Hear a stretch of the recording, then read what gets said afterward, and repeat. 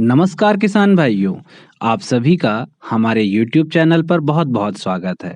आज के किसी चर्चा अंक में हम रासायनिक कीटनाशकों के प्रयोग के समय किन सावधानियों को रखना अति आवश्यक है, इस पर चर्चा करेंगे। तो बने रहिए वीडियो के अंत तक संपूर्ण जानकारी के लिए।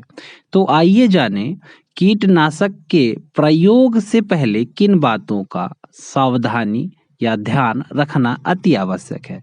इसमें पहली जो बात है वह कीटों की अच्छी तरीके से पहचान करना चाहिए। इसके लिए आप स्थानीय कीट विशेषज्ञ की भी मदद ले सकते हैं और इसके बाद ही कीटनाशक खरीदें। दूसरी जो महत्वपूर्ण बात है वह कीटनाशक का प्रयोग फसल पर तभी हमें करना चाहिए जब कीट आर्थिक रूप से फसल को नुकसान पहुंचाना प्रारंभ कर दे। जब तक आर्थिक रूप से वह क्षति नहीं कर रहा है, तब तक हमें कीटनाशक का प्रयोग फसलों पर नहीं करना चाहिए। तीसरी जो महत्वपूर्ण बात है इसी क्रम पे वह है कि कीटनाशी की जो मात्रा है, जो कीट वैज्ञानिक के द्वारा निर्धारित की गई है या संशुद्ध की गई है, उतनी ही मात्रा का प्रयोग। चौथी बात कीटनाशियों के विषाक्तता के बारे में है। हर कीटनाशक का डब्बा तिकोने आकार के अलग-अलग रंग को लिए रहता है और यही तिकोना आकार उसकी विषाक्तता को बताता है।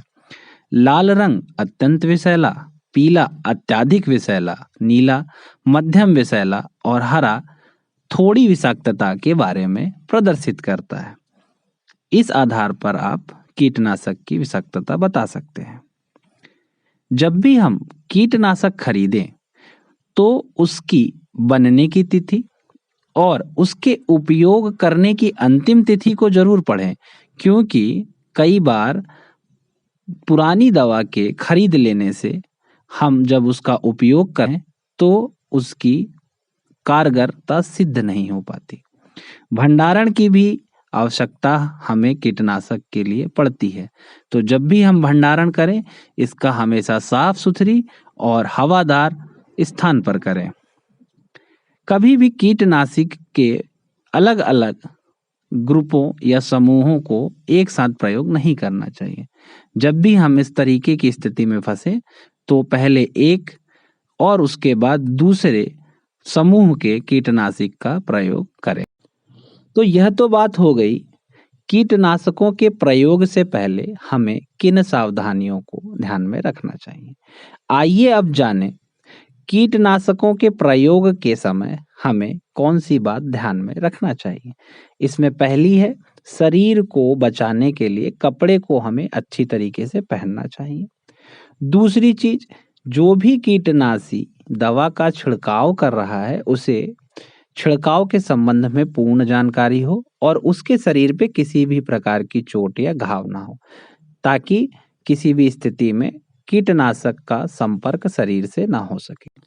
तीसरी जो महत्वपूर्ण बात है वह यह कि जब भी हम किसी अत्यधिक विषैले कीटनाशक का प्रयोग करें, उस वक्त हमें अकेले क्षेत्र पे उपस्थित नहीं रहना चाहिए, क्योंकि यदि किसी भी प्रकार की अनहोनी या दुर्घटना होती है तो उस वक्त हमारे सहयोग के लिए किसी की उपस्थिति आवश्यक है। कीटनाशक को मिलाने के लिए लकड़ी के डंडे का ही इस्तेमाल हमें करना चाहिए। अब जो महत्वपूर्ण बात है वह कि जब भी कीटनाशी का प्रयोग करें तो उस समय हमें किसी भी प्रकार की खाने पीने की कोई भी वस्तु आसपास में नहीं रखनी चाहिए या किसी भी खान पान का सेवन नहीं करना चाहिए। कीटनाशी के छिड़काव के समय हमेशा यह ध्यान रखना चाहिए कि हवा जिस दिशा में बह रही है उसी दिशा में हमें कीटनाशी का छिड़काव करना चाहिए। इससे कीटनाशी के विस्तार को सहायता मिलती है। छिड़काव के लिए हमेशा सुबह या सायंकाल का ही समय अति उपयुक्त माना जाता है, क्योंकि इस समय कीटनाशी के फोटो डिग्रेडेशन की संभावना कम होती है और पौधों में यह बहुत अच्छी तरीके से स्थापित होता है।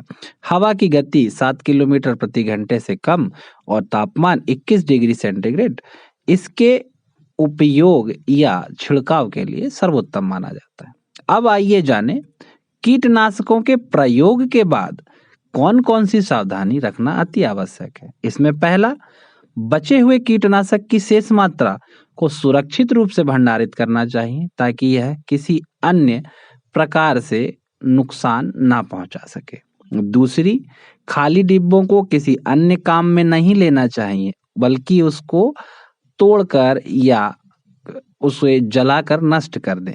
अगर आप तोड़कर उसे नष्ट कर रहे हैं तो 2 फीट गहरे मिट्टी के गड्ढे को खनकर उस तीसरी जो महत्वपूर्ण बात है इसी क्रम में कि कीटनाशी के छिड़काव के समय जो भी कपड़े, बर्तन आदि का उपयोग किया गया है, उसे ठीक प्रकार से धोकर पुनः इस्तेमाल के लिए हमें रखना चाहिए ताकि किसी भी प्रकार से उसमें कीटनाशी के अवशेष ना रह पाए।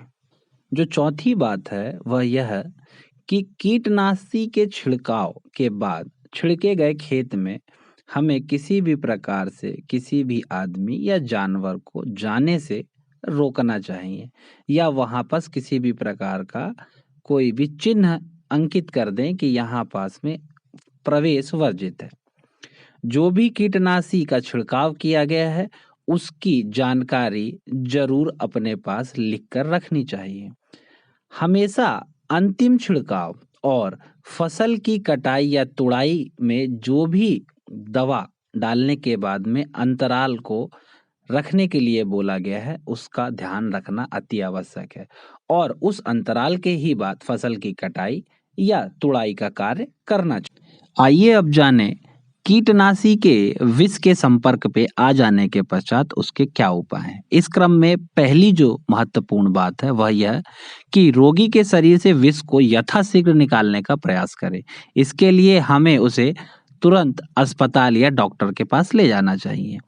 इसके अतिरिक्त प्राथमिक उपचार के रूप में आप जिस व्यक्ति ने जहर खा लिया है उस रोगी व्यक्ति को 1 गिलास गुनगुने पानी में 2 या 3 चम्मच नमक डालकर पिलाएं, जिससे उल्टी आने के कारण कुछ मात्रा में विष उसके शरीर से बाहर आ जाएगा और हमारा जो समय है जो डॉक्टर के पास में जब हम उसे ले जा रहे हैं उस समय जहर की प्रतिक्रिया कम होने की संभावना। इसी क्रम में हम उसे गुनगुने पानी में साबुन की घोल या जिंक सल्फेट की 1 ग्राम की मात्रा भी दे सकते हैं। ध्यान रखिए यह सिर्फ प्राथमिक उपचार है। संपूर्ण इलाज के लिए उचित डॉक्टरी परामर्श को लेना अत्यंत आवश्यक है और यदि किसी व्यक्ति ने विष को सूंघ लिया है तब इस स्थिति में सर्वप्रथम उसे किसी भी शीघ्र खुले स्थान पर ले जाएं और उसके कपड़ों को ढीला करें ताकि किसी भी घबराहट की स्थिति में होने वाले नुकसान से उसे बचाया जा सके। तो इस प्रकार आप कीटनाशक के विष के संपर्क में आने के पश्चात जो प्राथमिक उपचार हैं उनको कर व्यक्ति को डॉक्टर या अस्पताल ले जाने तक की स्थिति में सुरक्षित रख सकते हैं। तो किसान भाइयों, रासायनिक कीटनाशियों के इस्तेमाल के लिए हमें किन-किन सावधानियों को ध्यान में रखना चाहिए, उस पर दी गई यह जानकारी आपको कैसी लगी, हमें कमेंट कर जरूर बताएं। इसी प्रकार की वीडियो और जानकारियों को प्राप्त करने के लिए हमारे चैनल को सब्सक्राइब करें। तो बने रहिए हमारे चैनल के साथ इसी तरह की कृषि उपयोगी जानकारियों को प्राप्त करने के लिए। मिलते हैं अगले कृषि चर्चा अंक में एक नए विषय के साथ। तब तक के लिए धन्यवाद। जय हिंद, जय भारत।